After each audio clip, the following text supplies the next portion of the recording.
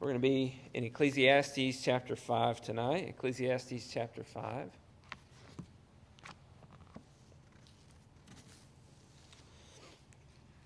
There was a time in my life when I thought that money and fame would be pretty amazing. I remember being maybe a teenager and watching MTV Cribs, which those of you who, didn't grow up going to church, or grew up going to church, you probably did not watch MTV at all, but I was exposed to a lot in my childhood. And MTV Cribs was a really great show for me. I really thought that was awesome. You got to see a tour of celebrity houses. And you got to see how Mariah Carey has 1,000 designer shoes, over 1,000 designer shoes.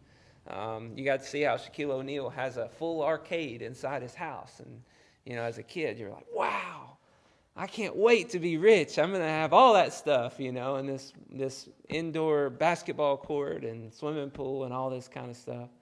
And you really get excited about money, thinking that's going to be amazing.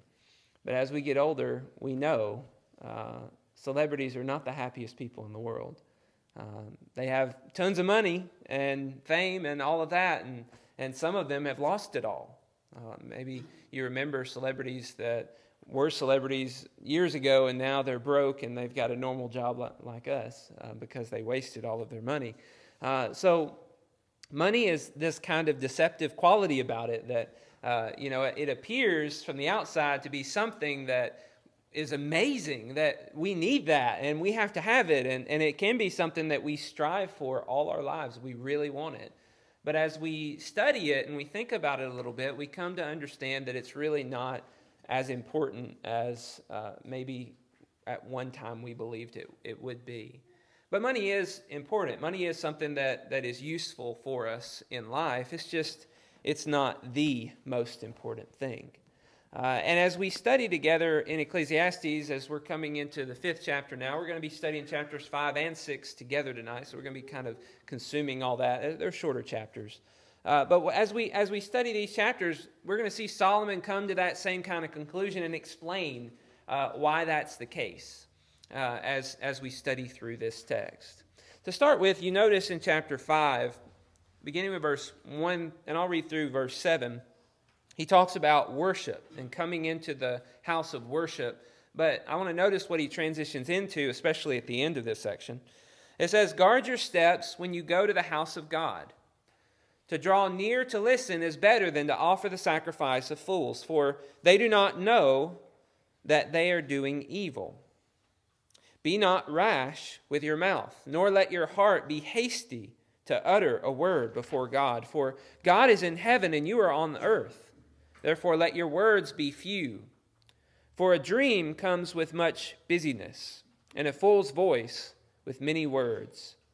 When you vow a vow to God, do not delay paying it, for he has no pleasure in fools. Pay what you vow. It is better that you should not vow than that you should vow and not pay. Do not let your mouth lead you into sin, and do not say before the messenger that it was a mistake. Why should God be angry at your voice and destroy the work of your hands? For when dreams increase and words grow many, there is vanity. But God is the one you must fear." I love this text. I think it's just an overall very interesting text to think about the context of it. Solomon, of course, writing about those who come into the temple that he has constructed. I wonder how many times he's heard men and women come before God and make a vow before God. They will stop doing this sin, or they will start doing this for God. If God would only give them whatever it is that they really desire, as though God is some kind of a genie in the bottle, and now they've rubbed the lamp and they're hoping that God will give them what they want. But they make these kind of rash vows before God. And notice how he says it's a dream. For a dream comes with much busyness. And at the end it says, for when dreams increase and words grow many, there is vanity. Overall, he's kind of making the point that there's not really a good thing about vows. Vows are kind of a dangerous thing. We shouldn't be making vows. Well, in your life, do you dream a lot? Do you think about what could happen in the future? And do you say to God, God, if you'll just make this happen for me, then I'll serve you more faithfully. I'll be at every worship service, or I'll do this, or I'll do that. Well, he wants his readers to be careful about asking God for a whole lot. He wants them to be careful not to make hasty vows, saying that we will do something for God whenever maybe it's beyond our capability to do that. Or maybe it's something that a week from now we'll regret and wish we hadn't said that. I don't know how many of you have made vows to God before. I remember whenever I was younger kind of having that thought process and vowing to God. I don't remember what all I vowed to God as a child. I remember one, I vowed, if Jenna would love me, then I would be faithful to her all my life. I remember that vow, and I've stuck to it, and I will, But vows about money and things like that I hadn't really made. I made that back whenever we first dated, like the very first date. I was like, if you give me that woman. But I mean, we make all kinds of vows. But vows about money, I don't know, maybe you've had those desires. Maybe you struggled and you just want to make ends meet, and you've gone through a lot, and you wish that God would just provide some relief. Well, whatever we vow, God is listening. And this text tells us that it's better to go to the house of God and be silent than to make a vow that we're not willing to keep. God takes vows very seriously. And that's a problem in our society where marriage vows kind of mean nothing to people. God actually cares a lot about our vows. And I love this statement that's in the midst of this. God has no pleasure in fools. He just calls you a fool. If you're sitting there spouting off to God, God, if you'll do this, then I'll do this. He says you're being a fool. And God has no pleasure in fools. But why are we making vows? What do we want? Why do we want so much? Why do we think that life's going to be better if God gives us this or God gives us that? Really, there's an error in our minds, in our thought processes as we consider the things that we need in this life, that we're striving for, and we're asking God to give us those things. A lot of times we ask God to give us things that once we get them, we're not really satisfied with them. We're not really happy with them anyway. And so making all these vows in order to get that kind of stuff is really vain, and it's useless. At the end of this, he says, God is the one you must fear. If you fear going without food, or you fear going broke, or something along those lines, you don't fear the right thing, he's saying. You're not focused on the right thing. What you should be fearing is God.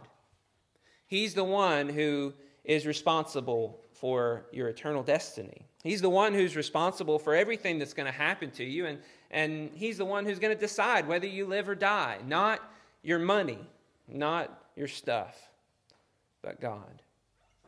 So then after this, he kind of goes into a discussion about wealth and prosperity. This idea of dreaming a lot and having much busyness and all the dreams and all the ambitions we have. Maybe you've got ambitions to not just have money, but to have success and to have be exalted, things along those lines. That busyness that we're after, he kind of analyzes all of that. He analyzes money, and this is essentially what he comes to the conclusion of. It's all vanity. Surprise, surprise, right? We've seen that throughout the book. You go down to verse 10. It says, he who loves money will not be satisfied with money, nor he who loves wealth with his income. This also is vanity. When the goods increase, they increase who eat them. And what advantage has the owner but to see them with his eyes? Sweet is the sleep of a laborer, whether he eats little or much, but the full stomach of the rich will not let him sleep.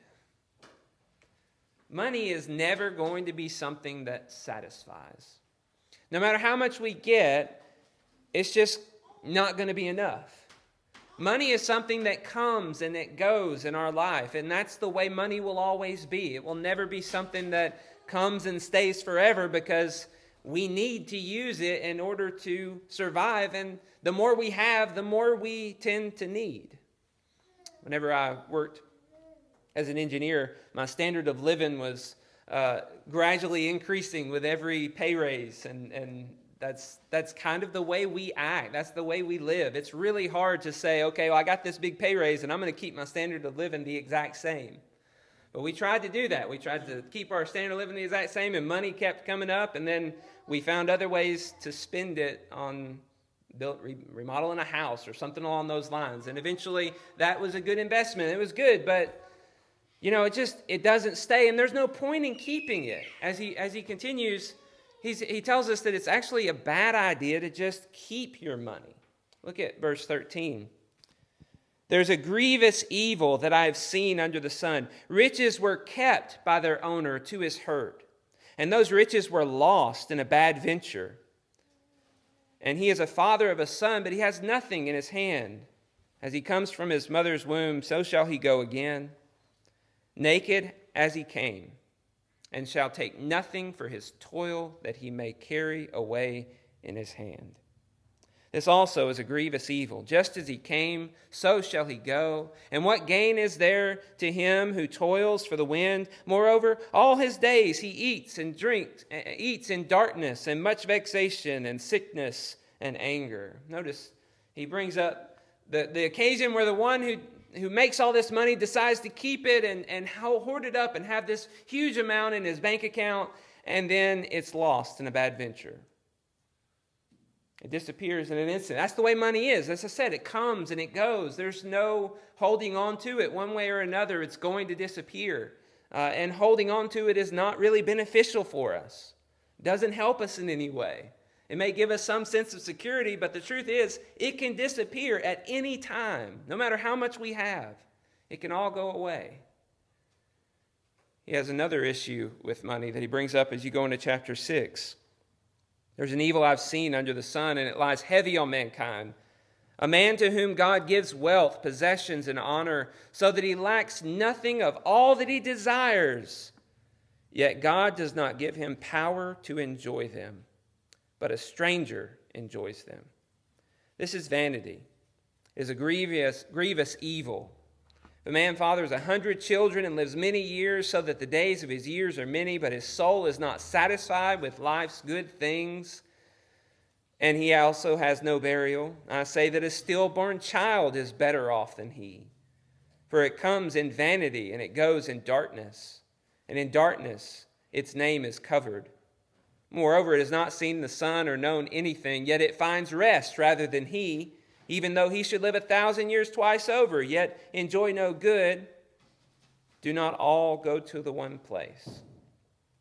He brings up the fact that money can disappear on us, but also we can lose the ability to enjoy the money. Here's a man who has everything he wants. He's got the wealth, he's got the power, he's got the possessions, he's got the honor, but he doesn't have the ability to enjoy them. Have you ever known somebody who became extremely wealthy and then sickness kind of just ruined it to where they couldn't enjoy any of those things? All of a sudden, they've got some disease where life is painful and they can't do anything. They've got all this money and they can't do anything to enjoy it. What about somebody who's just constantly working and working and working and working, and then they get to be a certain age where they can't do anything that they want to do? All the things they've planned to do, all their future vacation ideas, nothing. And then I know one guy, he retired and died the next month. We have no power to control the future and what we're going to do with all the money that we have. And in an instant, we could lose the ability to enjoy these things. You ever known anybody who their desire for more has made it to where they can't enjoy and be happy with the things that they currently have? In the last text, in chapter 4, we saw that he said it's better to have one hand with toil and one hand with quietness, then both hands, striving after the wind. That idea that someone would work and work and work and work and not just take time to enjoy it and find contentment in it. You see, there's an issue that happens to us all. Whenever we get money, we think we need more of it, and we don't take the time to enjoy the blessings that God has given to us. And ultimately, that's what Solomon wants us to understand. Money is a good thing. It really is. But it's not everything. You go back to chapter 5 and verse 18. He says, "Behold, what I have seen to be good and fitting is to eat and drink and find enjoyment in all the toil with which one toils under the sun, the few days of his life that God has given him. For this is his lot. Everyone also to whom God has given wealth and possession and power to enjoy them and to accept his lot and rejoice in his toil, this is the gift of God. For he will not much remember the days of his life, because God keeps him occupied with the joys of his heart." See, Solomon is trying to reveal to us contentment is important. Contentment is valuable. God has given us these blessings to be enjoyed, not to be ignored and thinking we need more to be happy, but to actually see these blessings as a gift from God and to find some level of joy and gratitude to come out of our hearts toward God. That's what he desires from us. There's more money advice in the book of Ecclesiastes. If you go to chapter 11, you'll notice there's a description of kind of ways to make money and ways to have wise finances. He tells us to cast our bread upon the waters, for you'll find it after many days. He tells us give a portion to 7 or even to 8. Don't put all your eggs in one basket. Essentially, Solomon tells us that. And he tells us don't think that you can predict the future. Nobody can predict the future. Just sow the seed and watch and see what will happen. Whether it's rainy or not, just sow the seed and let God provide the increase is kind of the picture. And share what you have with others, and you'll gain more. But do it with humility. You go down to verse 9. He says, "Rejoice, O young man, in your youth, and let your heart cheer you in the days of your youth. Walk in the ways of your heart and in the sight of your eyes, but know that for all these things God will bring you into judgment.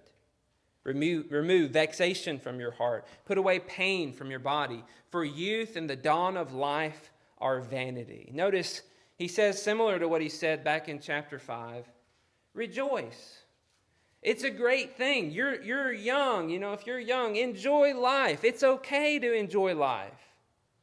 But remember that God's going to bring these things into judgment.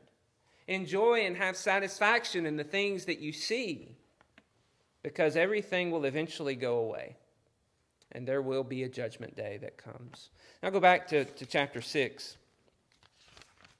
And I'd like for us to look at another text. If you go to verse 7 of chapter 6, it says, "All the toil of man is for his mouth, yet his appetite is not satisfied. For what advantage has the wise man over the fool? And what does the poor man have who knows how to conduct himself before the living? Better is the sight of the eyes than the wondering of the appetite. This also is vanity and the striving after the wind." You see, over and over again, he's pointing to this idea that if you have money, if you have things in your life, you're better off enjoying them than to constantly be craving more and having more of an appetite. And it's funny how our society has kind of pushed us to just have more. You need more. You don't have enough. And Solomon says that's not wise. That's detrimental to us. It's much better to have joy in the things that are right before us and contentment than it is to be striving after the wind. When we come into the New Testament, we see the same idea, the same kind of teaching. You remember, and as I was saying all this, it was probably popping into your mind, 1 Timothy chapter 6. where Paul is writing to Timothy and telling him godliness with contentment is great gain. You know that text. He's trying to encourage Timothy to instruct those who are rich, the brethren who are rich, not to be haughty, nor to trust in the uncertainty of riches, but instead to trust in God. And to remember that godliness with contentment is great gain. That's our goal as Christians, is to have godliness, but to have contentment as well.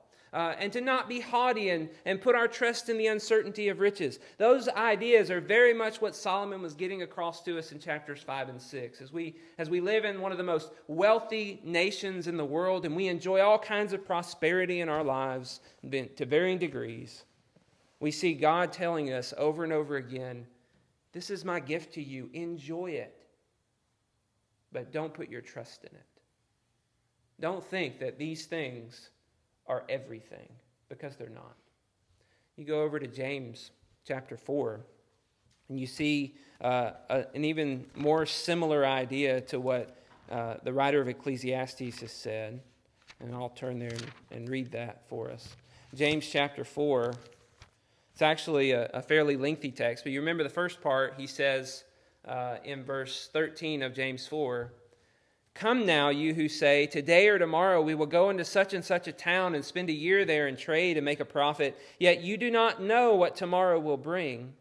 What is your life? For you are a mist that appears for a little time and then vanishes. Instead, you ought to say, if the Lord wills, we will live and do this or that. As it is, you boast in your arrogance, and all such boasting is evil.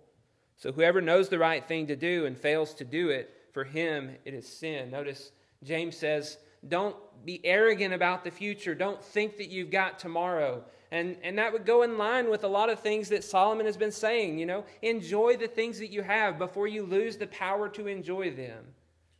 But also at the end, there's this statement that is a very New Testament statement, hinting to the truth that the New Testament brings in that Solomon doesn't bring in. Whoever knows the right thing to do and fails to do it, for him it is sin. There's an expectation that's placed on us in the New Testament that goes beyond what Solomon was saying. Solomon's focus is very much focused on our life here and now and the money that we have, and very self-focused, very earthly focused. Remember, this is a book about life under the sun. It's not considering eternal life and the teachings of Jesus that come. So James is starting to hint at that. And notice verse 1 of chapter 5. He says, "Come now, you rich, weep and howl for the miseries that are coming upon you. Your riches have rotted, and your garments are moth-eaten. Your gold and silver have corroded, and their corrosion will be evidence against you, and will eat your flesh like fire. You have laid up treasure in the last days. Behold, the wages of the laborers who mowed your fields, which you kept back by fraud, are crying out against you. And the cries of the harvesters have reached the ears of the Lord of hosts. You have lived on the earth in luxury and in self-indulgence. You have fattened your hearts in a day of slaughter. You've condemned and murdered the righteous person. He does not resist you." So James gives us that slightly different twist on this, that not only are we expected to not be proud and think that it's all ours and we can enjoy it, but we're supposed to be sharing it. Like, we're supposed to be doing good with the money that we have. And Jesus brings us that kind of perspective. In the text that we studied this morning, it's interesting how things work out to where it's all at the same time. In Acts chapter 20 and verse 35, Paul is telling the Ephesian elders how he sacrificed, and he didn't try to accumulate much money from them. And he says, because Jesus has taught us it's better to give than to receive. And that's the New Testament principle.